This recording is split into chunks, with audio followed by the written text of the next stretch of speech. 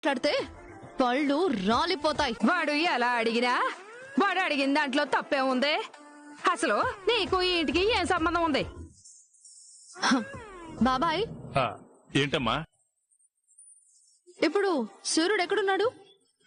అదిగో నన్నెత్తి మీద ఉన్నాడు. సూర్యుడు కిందకి దిగేలోగా మీ వాళ్ళందరినీ మూటా ముల్లే సర్దుకుని ఇంట్లో నుంచి బయటకు వెళ్ళడానికి సిద్ధంగా ఉండమని చెప్పండి. ఎందుకమ్మా?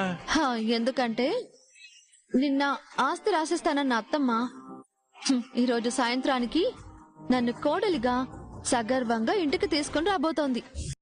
ఆ తర్వాత వీళ్ళ బతుకులు శంకరగిరి మాన్యాల చుట్టూ పోవడమే కదా బాబాయ్. అడ్డబుట్టు మీసాలేనా మావయ్య? అడ్డబుట్టు మీసాలేనా? ఆగమ్మా.